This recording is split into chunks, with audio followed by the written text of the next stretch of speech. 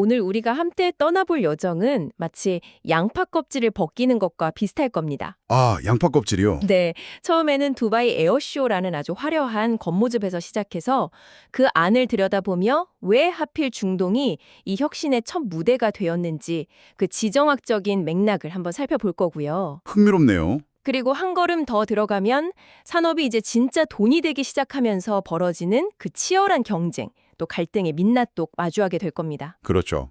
돈이 되면 싸움이 따라오죠. 그리고 마지막 가장 깊은 곳에서는 이 모든 것을 가능하게 할 땅 위의 인프라, 즉 눈에 보이지 않는 뿌리가 지금 어떻게 자라나고 있는지까지 확인하게 되실 겁니다.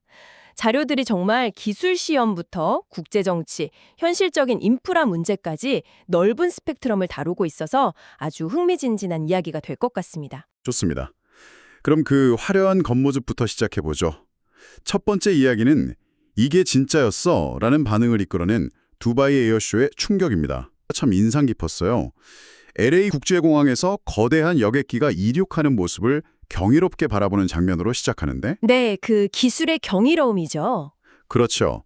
근데 동시에 최근 인도에서 발생한 그 안타까운 파일럿 추락 사고를 함께 언급하더라고요. 항공기술의 위대함, 그리고 그 이면에 존재하는 중력이라는 아주 냉정한 현실을 동시에 보여주면서 시작하는 거죠. 맞습니다. 항공우주라는 분야가 항상 그 양면성을 가지고 있습니다. 하늘을 나는 인간의 꿈과 기술적 성취라는 경이로움, 하지만 단 한순간의 실수도 용납하지 않는 그 물리법칙의 냉혹함. 네. 그런 배경을 먼저 깔아주었기 때문에 두바이에서 보여준 조비의 S4 기체 비행이 더 극적으로 다가오는 효과가 있었습니다.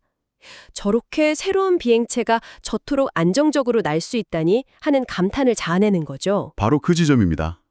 자료에서도 수많은 사람들의 반응이 아직도 렌더링 영상인 줄 알았는데 진짜였네 였다는 점을 콕 집어서 이야기하더라고요. 다들 그렇게 생각했거든요. 네, 그동안 수많은 홍보 영상이 있었지만 이렇게 국제적인 에어쇼 무대에서 수많은 사람들 눈앞에서 직접 비행하는 걸 보여준 건 차원이 다른 문제였다는 거죠.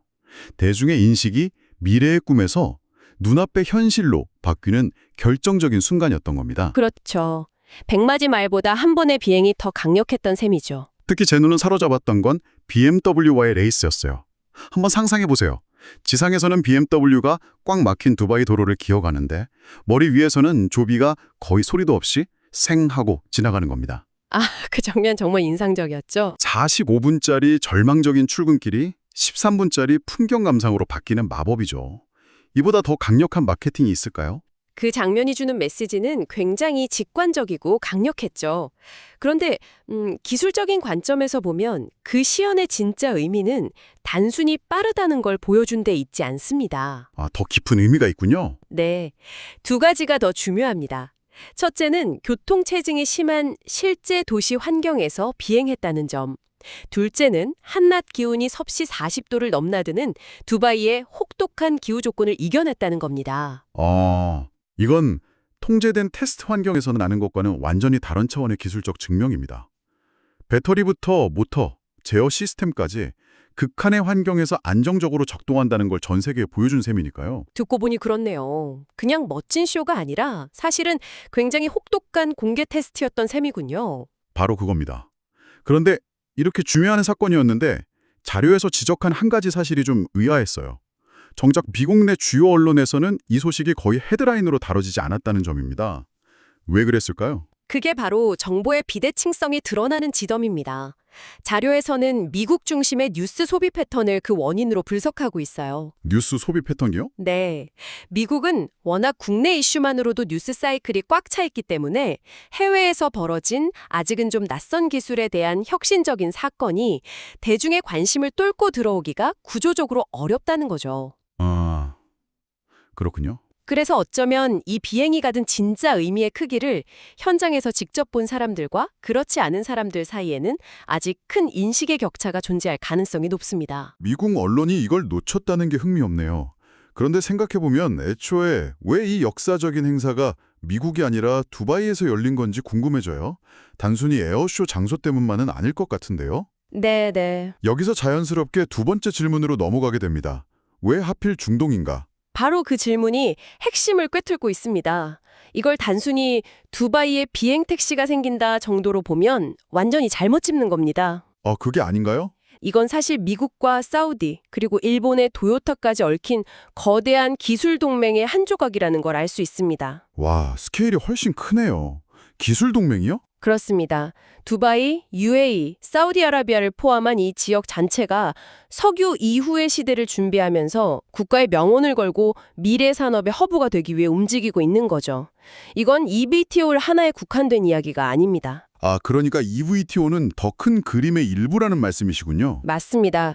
엔비디아나 테슬라의 xAI 같은 세계적인 빅테크 기업들이 왜 앞다투어 이 지역에 초대형 데이터 센터를 짓겠다고 발표할까요? 이 모든 것이 하나의 흐름입니다. 거대한 자본과 정부의 강력한 의지가 결합해서 규제부터 인프라까지 모든 것을 미래기술 맞춤형으로 설계하고 있는 겁니다. 비행기 한 대의 문제가 아니라 국가 단위의 거대한 판이 움직이고 있는 신호로 봐야 합니다. 정말 스케일이 다르네요. 그런데 이게 그냥 우리 이런 거 할 거야 라는 선언에 그치는 게 아니라 이미 땅 위에서 구체적인 삽질이 시작됐다는 점이 중요해 보입니다. 그렇죠. 실행력이 다르죠. 조비가 두바이 도로교통청 RTA와 손잡고 공항과 도심 주요 거점을 잇는 4개의 버티포트를 실제로 짓고 있다고 하죠. 네. 계획 렌더링 이미지와 실제 공사 현장 사진을 나란히 보여주는데 이건 진짜구나 하는 게 확 와닿더라고요. 맞습니다. 그리고 그 인프라는 기존의 도시 시스템과 아주 긴밀하게 연결될 겁니다. 예를 들어 두바이는 이미 우버가 교통 네트워크의 한 축으로 깊숙이 자리 잡고 있죠. 그렇죠. 우버가 굉장히 활성화되어 있죠. 나중에 조비의 에어택시 서비스가 시작되면 사람들이 앱 하나로 지상의 우버와 상공의 에어택시를 끊김없이 예약하고 환승하는 그림이 아주 자연스럽게 그려집니다. 이런 매끄러운 통합까지 염두에 두고 판을 짜고 있는 거죠. 와우. 그렇다면 초기 상용화는 온갖 규제와 허가 절차가 복잡한 미국 본토보다는 정부가 레드카펫을 깔아놓고 기다리는 중동에서 먼저 시작될 가능성이 훨씬 높다고 봐야겠군요. 그럴 가능성이 매우 높습니다. 규제, 인프라, 자본, 정부 의지. 이 4가지 퍼즐 조각이 완벽하게 맞춰지는 곳이 바로 중동이니까요. 완벽한 조건이네요. 그래서 자료에서도 생산될 초기 항공기 50여 대가 가장 먼저 배치될 시장으로 이곳을 지목하는 겁니다. 자료에 나온 표현이 아주 인상적이었어요. 어떤 표현이었죠? 선두는 이미 포디엄 위에 올라와 있다. 더 이상 이게 과연 될까를 논의할 단계는 한참 전에 지났다는 뜻이죠. 알겠습니다. 자, 이렇게 하나의 산업이 멋진 꿈의 단계를 넘어서 진짜 돈이 걸린 비즈니스로 넘어가면 필연적으로 따라오는 게 있죠. 저는 그걸 성공의 성장통이라고 부르고 싶은데요. 네, 성장통. 좋은 표현이네요. 바로 치열한 경쟁과 갈등입니다. 3번째 주제로 넘어가 보죠. 경쟁사들끼리 소송전이 벌어진다는 소식이 들리던데 이런 건 보통 산업의 어떤 신호로 봐야 하나요? 그냥 흔한 진흙탕 싸움일까요? 아니면 다른 의미가 있을까요? 아주 좋은 질문입니다. 보통 소송이라고 하면 부정적인 이미지를 떠올리기 쉽지만 이런 첨단 기술 산업에서는 오히려 그 반대인 경우가 많습니다. 반대라고요? 네. 아무도 신경 쓰지 않는 기술에는 소송도 걸리지 않죠. 자료에서 언급된 조비와 아처 간의 소송, 역설적으로 그들이 가진 기술과 지적 재산권이 시장에서 얼마나 엄청난 가치를 지니는지를 증명하는 사건입니다. 가치가 높다는 증거다. 그렇죠. 각자 수십억 달러와 수년의 시간을 쏟아부어 쌓아올린 기술적 혜자를 지키기 위한 필사적인 싸움이고 이건 산업이 성숙해가는 과정에서 나타나는 아주 자연스러운 현상입니다. 들었군요. 단순한 싸움이 아니라 각자의 영토를 지키려는 전쟁 같은 거네요. 그런데 이 경쟁 구도와 관련해서 자료에서 정말 흥미로운 사례를 하나 꼽았어요. 네. 사우디의 레드시 글로벌이라는 회사가 조비와 아처, 이 두 라이벌 회사와 동시에 계약을 맺었다는 겁니다. 보통은 한쪽을 선택하지 않나요? 이건 어떤 전략으로 봐야 할까요? 바로 그 점이 이 시장의 역학관계를 아주 잘 보여주는 대목입니다. 이건 역사상 처음으로 두 선두주자가 동일한 파트너, 동일한 지역에서 직접적으로 비교 경쟁하게 되는 구도가 만들어졌다는 걸 의미합니다. 두 챔피언을 같은 링 위에 올려놓는 거군요. 정확합니다. 마치 그거랑 같죠. 레드시 글로벌 입장에서는 양쪽의 실제 운용 데이터, 그러니까 연비에 해당하는 운용 효율성, 유지보수 비용, 혹독한 기후에서의 안정성 같은 것들을요. 네. 같은 조건에서 직접 비교해보고 장기적으로 더 나은 파트너를 고르겠다는 아주 영리한 전략일 수 있습니다. 와, 정말 흥미로운 관점이네요. 심지어 이런 추측도 가능하겠는데요. 혹시 이 계약이 두바이 에어쇼에서 두 회사의 실제 비행 성능을 직접 눈으로 확인한 후에 최종적으로 결정된 것은 아닐까 하는. 충분히 가능한 시나리오입니다. 그 배경 스토리가 무척 궁금해지는 대목이죠.